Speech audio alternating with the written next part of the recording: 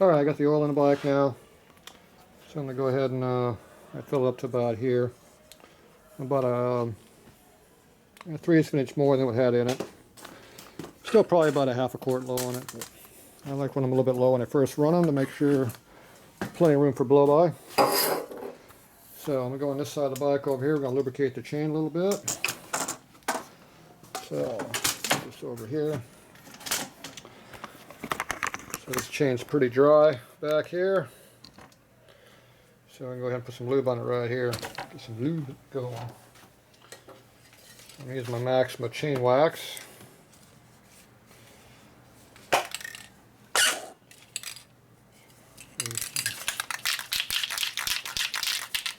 Spray it right on top of the chain here. Rotate the wheel. It'll get lubricated pretty easily.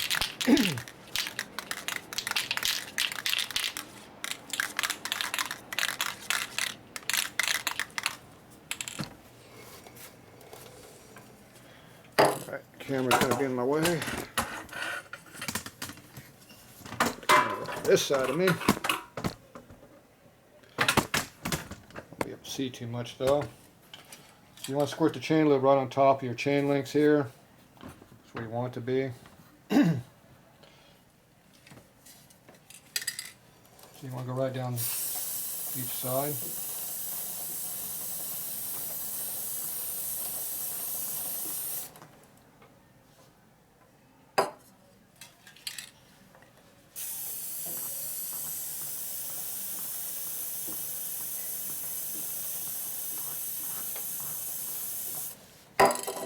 Great job, keep catching it there.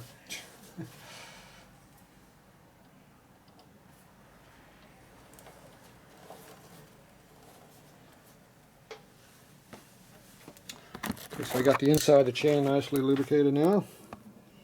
Got some lubricant on that. The outside is still dry because it has to work its way through. But you can also squirt some here on the outside too and do that also if you want. That tends to want to blow off more, but when the chain is this dry, it doesn't hurt to do it. Keep the corrosion off of it. It's just extra chain lube you're burning up, so I'm going to put some more on the inside here.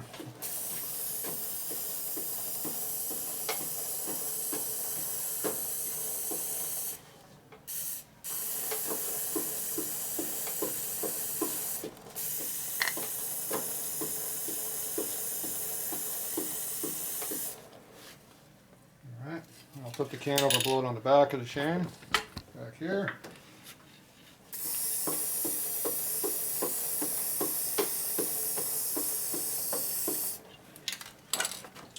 Cleans out your nozzle in here because it will plug it up.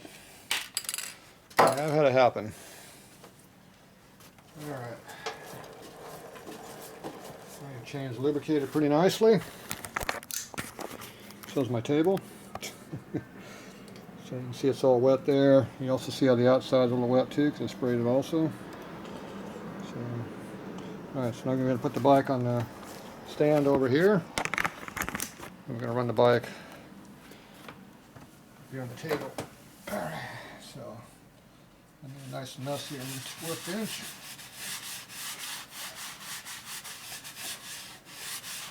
Yeah.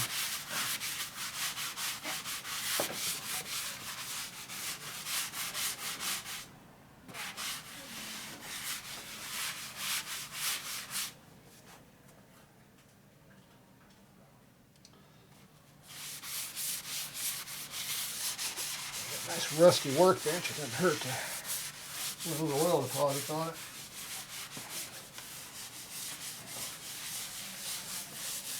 Lubricate a little bit. Knock off some of the rust.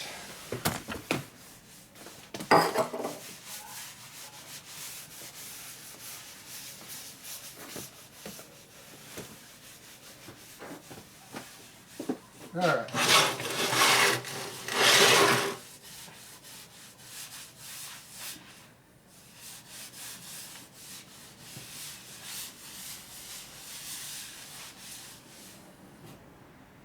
All right.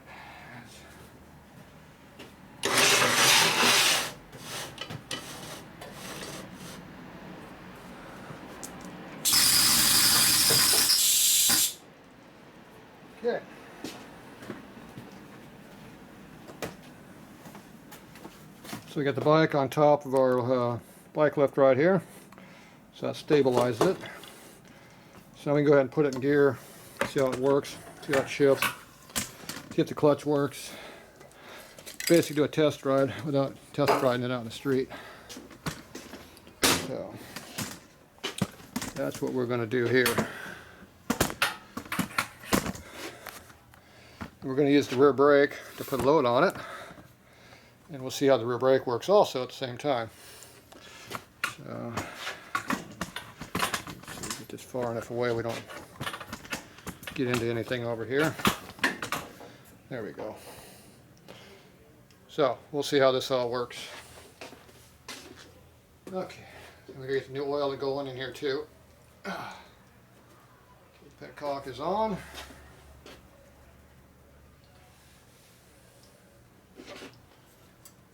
Couple squirts.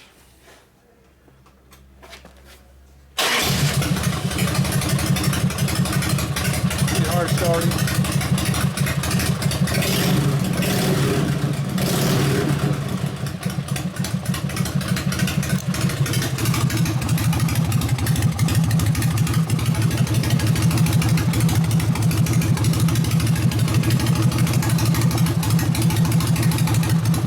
Brake is working.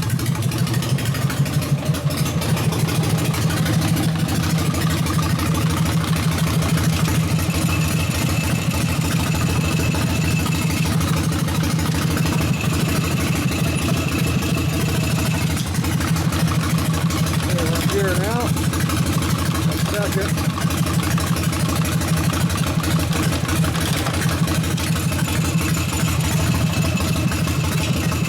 Low.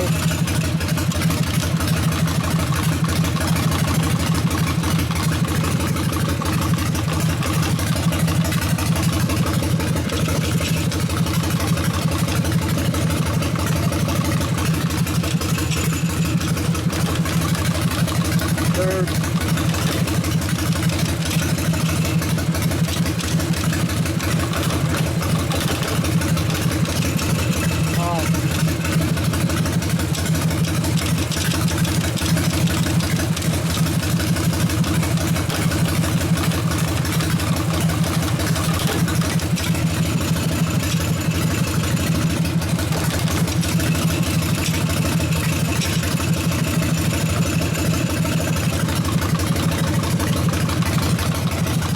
Work.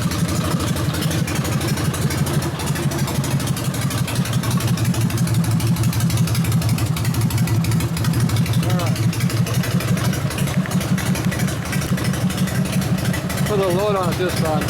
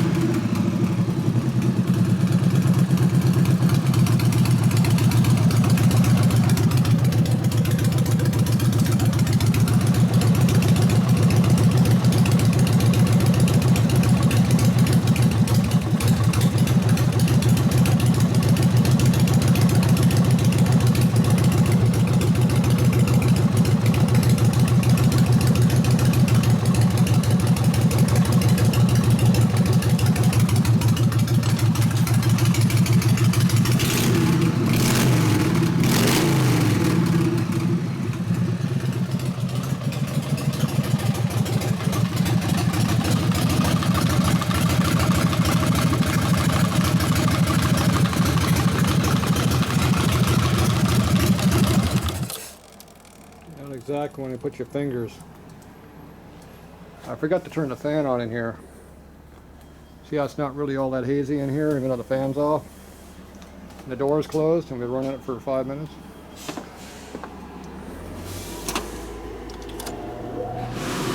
Slightly hazy, but not too bad. It runs pretty good. Almost no smoke out of it. The oil's already pumping. It came up a little bit higher, so I'm not going to go any more oil. It came up to the bottom of the fill tube here, which is what I call the upper limit. So the oil level's good. Put on the cap. We're almost up to full. Now I am in the air a little bit too, so that will affect that slightly. Is that higher or worse? Yeah, it should drop a little bit when I drop it down. Not much though. I'm good with the oil level. So it runs pretty damn nice. Now I had it on a pretty heavy load. That was in low gear with the brake on. And I gave it full throttle at the very, very end. I rolled that thing on half to 3/4 and just got to wide open as I shut it down. So the motor was pulling good and strong. The brake looks really good. It's warm. I warmed the brake up. So the brake pads are broken in. The clutch was working good. No issues there. Goes right into neutral like you want it to. So pretty nice bike. So there we go. The rear chain's got a little load on it now. Should have loosened up a little bit. See what happens when you run them a little bit. There's our tight spot right there.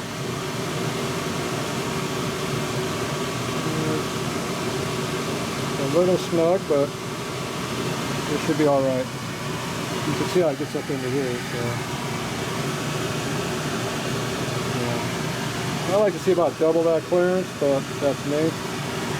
But the higher that is, it's going to start hitting into this and this. So the switch is loose. So here's another part that's falling off the bike. There's always something loose on this bike. I still got to fix the tail light yet, so I got to put a bulb in there. I got to tighten that down. I keep finding stuff that's loose on this bike. So that's loose too. Yep, tip linkage is loose, so you adjust the foot. So tighten that up, change the bulb out. Couple zip ties here and there, up in there, and this bike's ready to go. Take the mirror vibrated over a little bit too. So there you go. So this might be available, might not be. We'll see. Said if the girl still wants the bike, it's hers. If she doesn't want it, it'll be available. I'll know in about a week. So, pretty nice running bike. I don't think there's a lot of miles in that motor as soon as you're running pretty stout. Alright, that's it for another pile of crap worked on. Got it working good though.